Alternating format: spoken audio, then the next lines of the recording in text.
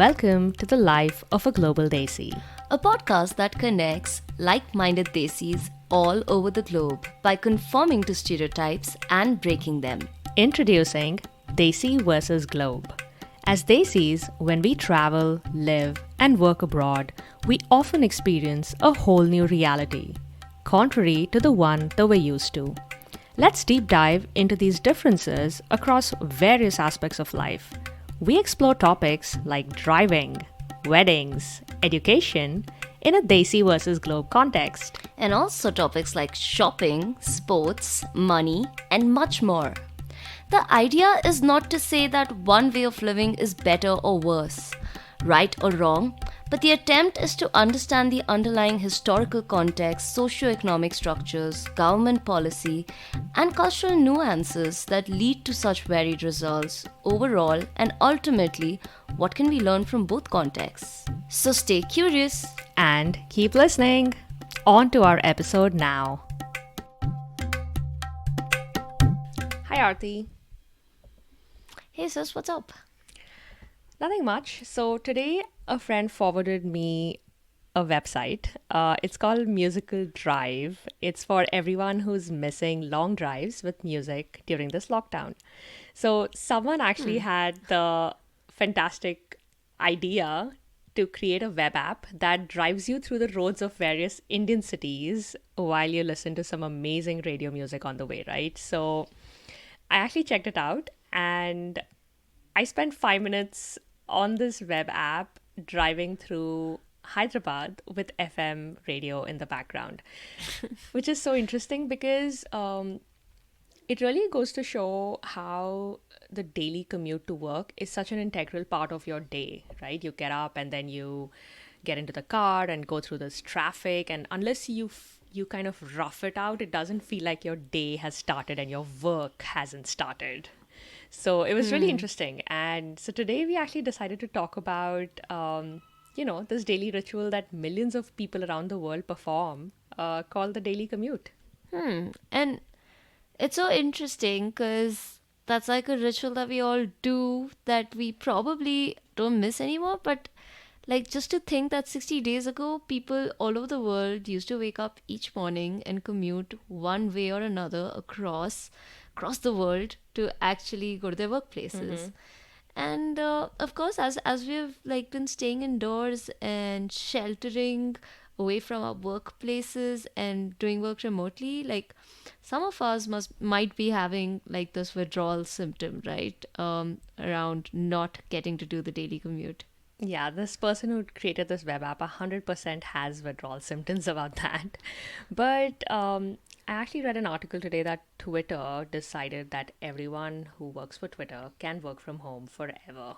And I think there's many tech companies that are following suit, because the reality is there are a number of people who personally love this work from home concept, and a number of tech workers already were working remotely or working from home, right? And they're more than happy to kind of stop this daily commute dance that we do. Mm-hmm. Yeah, I mean, I think it's a brilliant idea, like both for environmental reasons and also like the amount of money these companies would save in terms of fixed costs of renting buildings, and then they can redirect all that money to, I don't know, more fun things that they can do within the company, I guess. But I guess we'll only know in due time whether the daily commute will be back or we will just get to keep this way of life forever. Yep, only time will tell, I suppose. So, today we want to talk about some of our observations of how different the daily commute can be in India and in some other parts of the world as we reminisce about the daily commute routine for those of us who truly miss it versus those of us who are grateful that they don't have to do that anymore.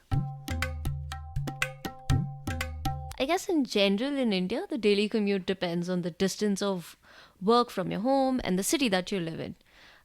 Needless to say that traffic is a nightmare in India, given that India is like one of the most populous countries in the world, and just infrastructure is a nightmare. But so most major cities in India, it will take you at least 1 hour to commute one hour one way in most major metropolitans to get to your workplace. Maybe a little lesser time in tier two cities, but yeah, it's crazy. Yeah, I completely agree with that. Both Arti and I have lived in India and worked in India. And I've particularly experienced this commute time. I used to travel an hour and a half one way.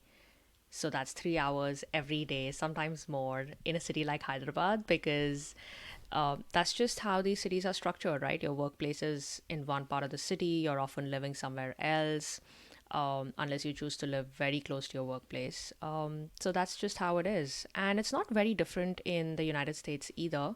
If you're living in more spread out cities or tier two cities or states like, Texas or the southern states, which are really sprawling in terms of space, and even Midwest to a certain extent.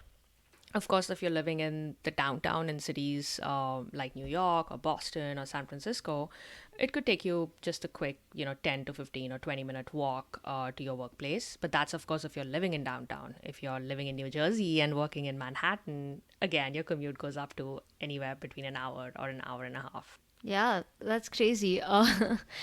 I think another aspect of just commute is like the mode of transport, right? And the mode of transport totally depends on like your the socioeconomic strata that you come from in the society.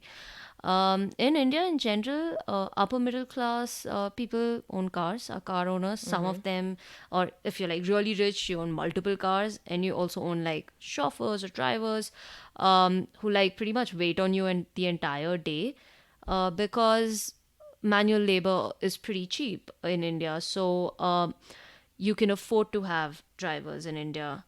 If you're a techie or working with like an IT company, you have like pickup cars or pickup cabs or shuttle buses uh, who pick up employees from just about every part of the city, and that's like I guess a perk that you get to have. That doesn't mean you don't have to sit in the traffic. It just means that you don't have to drive Drive, while yeah. sitting in the traffic. You still sit in the traffic for like an hour and a half solid if you work for these companies. So yeah, the other option is driving yourself, and that just means you get to have crazy amounts of traffic that you have to just endure on the way to work, just like you did, and I did too sometimes on my way to work. So yeah. Option number two is public transport. I mean, after the option of cabs or cars that you own. Well, public transport is mostly a mode of commute for like the lower middle class or bottom of the pyramid in India, mostly because they are jam packed. Like to even catch a bus, a local RTC bus, you have to get into like almost a fist fight with a good bunch of people because and you will definitely not find a place to sit at during rush hour. And you need to kind of like develop this art of catching a running bus. The bus will be moving and you need to kind of get onto it uh, in motion, and it's crazy. For city buses, sometimes students from middle class also use city buses, which I did while I was a student. I used to frequent the RTC buses quite a lot, and that's where I learned the skill of getting onto moving buses, Yeah, which it's is not safe definitely, at yeah, all. it's not safe, not Yeah. recommended. It's definitely an art. I remember taking a bus once or twice as a Yeah, student like as I well. remember Yeah. trying to even start taking it. It took quite a lot of getting used to and like understanding and learning your way around things and people and the systems, the unset systems in place. Um, but like city, they are super inexpensive. Like that's I think that's the biggest plus. You could get from one end of the city to another in a couple of cents, Yeah, which is why a like 20 majority rupees. of people who can't afford, to have a car or their own transport use public transport. Yeah. Exactly. Exactly.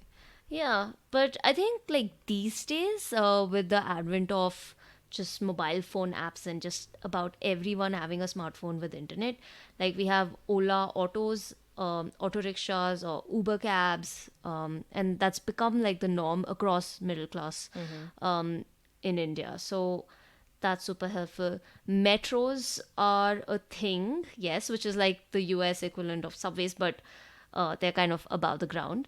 And it's becoming more and more popular in most major cities because most cities have been pretty much working for the past 10 years on getting their metro systems in place. They've been working on it in phases. A lot of the times, the metro construction was causing a lot of the traffic in these cities. Has the metros coming into place stopped any other traffic issues in cities? That's still debatable because it's been different for different cities, and really it hasn't changed because urbanization and like the influx of people who come into cities, number of people who buy new cars, that hasn't changed at all. So metros are still, jam packed. Another issue with metros is, I think the metros coming into these cities were mostly like an afterthought. After Yep. the cities were already made and sprawling, I think then we the spoke metros were about made. this in our why isn't driving a nightmare in Yes. India episode about how metros Yes, was we did. definitely an afterthought about, it would be nice to have public transport for all the people who live in Exactly. India. Exactly. And as a result, so they build the metros, but like especially metros which are bang in the middle of the street or start off, from the main streets in the city, you can't have parking around it. So Hmm. last mile connectivity is definitely an issue with metros that have come into place. But that's when like you have your Ubers and Olas Or actually auto rickshaws, bridging that gap. Yeah, or auto rickshaws bridging that gap for last mile connectivity with metros. which So, are um, lovingly called tuk-tuks. I don't know, some people used to call it yeah, yeah. tuk-tuks, the three-wheeler auto No, rickshaws. I don't think so. I think in India you still call it auto rickshaw. Tuk tuk is more of a Southeast Asian Oh, thing okay, I guess you version call it of in tuk Thailand. tuk. Okay. Yeah. Hmm. Yeah, but Bangalore, Hyderabad, Delhi, like most people stay out in suburbs, like especially your Whitefields in Bangalore's or like your Gurgaon and like these other areas in Hmm. Delhi and Hyderabad also. Like you have outskirts of the city, and then you have your Begumpets or like your downtown or your financial district, which is where people have to commute to, even from say the military cantonment, which is kind of like the crazy commute that you used to do all the Hmm. way from Secunderabad To to Hyderabad. It's um, pretty much going from one yeah, city to the other. to downtown. Yeah, it is. It's crazy, right? So, that tends to be like the case in most major cities because affordability of rent on the outs near the suburbs is a lot cheaper. So, yeah, I think the only city where metros have been like a real thing for the longest time is Mumbai. And I think Mumbai is one place where you get to see people from all sectors of the society on the metro, cramped up in one bogie Hmm. and doing their own thing. And I guess that's just like a testament of fast paced, like resilient Mumbaiker life. And it's also been featured in a lot of beautiful movies like Life in a Metro, which has a lot of cool scenes on a metro. So yeah. Yeah, absolutely. So I think in terms of the modes of transport, I heard you say obviously the car, is one of them, but then mostly shuttle Mm-hmm. buses or cabs or public transport, especially in bigger cities like Mumbai, which do need that level of public transport. Um, Mm-hmm. but when it comes to the US, we also spoke about this in our driving episode that the US is actually designed to be an automobile country. You've had some of these biggest automobile brands and companies lobbying some of your cities to not invest in robust public transport, especially the tier two cities, which almost compel you to buy a car. And households here either have, one car for sure, but at least a couple of cars between two or three people. Mm-hmm. So the car is the primary mode of transport if you think about how people are commuting daily to work. Now, of course, in bigger cities like New York, and if when you think about working in downtown or Boston, San Francisco, Seattle, you might choose to drive your car, but parking your car for the whole day can be super expensive unless, of course, your work is subsidizing some of the cost of that parking, or if you're a multi-millionaire or billionaire who has a chauffeur-driven car who can wait on you in the city, in downtown, which is very rare, honestly, because even if you're really wealthy, do not, you cannot really afford a driver. Even I've actually seen that even Bill Gates and a couple of other tech CEOs drive their own Tesla or they drive their own car. It's just not a thing like in India, right? Um, and of course, now if you work for a tech company in the Bay Area or Seattle, you have shuttle buses which then take you to your Yeah, just like exact, India, I just guess. like India, right? But then people do I still, guess it's the other way around. Like it's in India because it was there in the US. But yeah, anyway. possibly it's best practices from different countries that have been adapted to the tech companies. Mm-hmm. But I guess my point there was your shuttle bus is not coming till your house. You're still using your car to go to a central hub within the city Oh. where you do park your car, and then you have these shuttle buses that take you to your exact Hmm. last destination. Um, and of course, if you're living further away in the suburbs, when you are a growing family, you want more space, so you choose to probably live outside downtown. You again drive up to a commuter train station, which then brings you to, you park your car there, you get onto the commuter train, which then brings you to a centralized train station, which then might be the place where you walk to your work from there, or you then take another hop onto another train and then go to the place that is closest to your workplace, right? You either take an Uber or just walk to your final destination.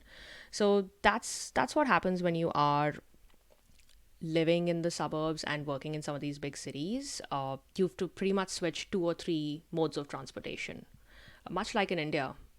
If you are taking public transport, a lot of people, like you said earlier, about Mumbai, right? Regardless of your Mm-hmm. socioeconomic status, do tend to use public transport, especially in bigger cities like the subway Mm-hmm. system or the train systems. It really is an equalizer. Mm-hmm. You will see people of all levels of society being in the same subway car, Mm-hmm. because it's more than just the factor of being economical, it's just more time efficient. You can most certainly get to your destination much faster than if you would be stuck in traffic in your chauffeur driven car. So Yeah. people just hop onto the subway, especially in New York. If you're going 10, 20 streets down, why would you sit in a car for 20 minutes when the train just takes you there in 5 minutes, right? And then it's not really about, oh, I'm super wealthy, why am I taking the subway? It's like time is money. Time is more important than how much money you'll Yep. spend. Absolutely. And a lot of people just also walk if you live in downtown, which is great, right? You can get a fantastic workout during the beginning and the end of the day. You can walk for 20 to 30 minutes, Isn't that what you did and that's in what I did. Boston? Yeah, that's exactly what I Which did is in awesome. Boston, which is fantastic because my workplace was about 20 to 25 minutes away, and it was a fantastic walking city, right? Some of these cities in the US are built for Mm-hmm. pedestrians, and they're very thoughtful about having footpaths, having great crossings, which Yep. unfortunately I did not really find in India, right? I mean, it's kind of sad that that's the case. You can get run over Yeah, I pretty completely easily. agree. I think just having footpaths felt like such a luxury when I used to live there in the US. Or my commute to work in the Bay used to be I used to bike down to work, Mm-hmm. and like it's also so Oh yeah, bike friendly. You that's have true. bike lanes, and they was just so thoughtful around having so many bike lanes. And sometimes I used to use this electric scooter Yep, service. the It's called Lime Lime. bikes. Yeah, Yeah, they used to have like Lyft and like Lime scooters, electric scooters, which was super fun. And like they used to literally get me to work faster than like if I had to get there in a car, like for whatever absolutely, reason. So absolutely. like, it's great. And like California has great weather for just outdoors Yeah, biking and year round. So for yeah. sure. And some of these bigger cities like New York, Boston also have something similar, right? You have city bikes or you have the hubways, which you can rent for Mm, a yeah. couple of Yep. dollars, and you just pick it up from one hubway station and then you drive wherever you want to and then leave it at the next closest hubway station. And Mm-hmm. obviously, weather has a lot to do with it. Of course, did I like Yup. walking Yup. those 20 minutes in snow and the cold? No, I did not. I just took an Uber. But, Yeah. some people, I remember this was like 5 years back. It was in Boston. They had like the worst snow ever. And I remember one of the partners at work, he actually Yeah. came on skis. Can you believe that? Whoa. Yeah, Are he you actually serious? skied to work because there was just snow everywhere. And I'm not kidding. That's But yeah, so hilarious. that it depends on the weather of the city, especially in the US, right? I think in India, it really doesn't matter. All year round, you can do whatever. But yeah, the last mile transport is pretty well planned in general in the US. That's what I've found. And I think this Definitely. is also true for some other major cities around the world that, that I've noticed, especially cities like London, Sydney, Melbourne. Very similar. You can, if you live outside, you get into the city, the closest station through a commuter train, and then you walk or you just take a bus or an Uber to your workplace. But I believe in Singapore, it's much harder to drive given just how small the entire country and city is. You just use the metro and walk wherever it is that you want to go. So that's pretty much how commutes are throughout the world. And like I mentioned, I think there's something ritualistic about your commute to work, right? I've heard a lot of people say, and I think this is also true for me, that it is it is something that you can really call as me time because you are spending those 20 to 30 minutes or an hour and a half in some cases, which is really just with yourself. Of course, you have a number of strangers around you, but you can really go into Or your like headphones yeah, I and mean, most people podcast to have accompany you. headphones. Most people, that's where I got my love for podcasts. This was 7, 10 years back when I started listening to podcasts on my commute, right? Um, some people listen to music, watch movies, talk to But family. definitely you time for sure. It is Yeah, me definitely you time. time, which is why I think some people are missing this ritual of commuting to work. So it's interesting. We'll see how things go, right? What do you think? Do you think you miss your commute to work every day? Does this episode like make you want to get back driving to No, I'm work, asking or you, do you Arti. think you can actually? Oh, that sucks. That did not sound like you was asking me. Okay, I'm asking you now. Do you miss your commute to work? How do Can you you? commute to work in Colombia? Do I miss my commute to work? Well, so in Colombia, we used to pretty much like work out of it's a startup that I work with, and our boss's office is like literally Your a boss's office, home. home.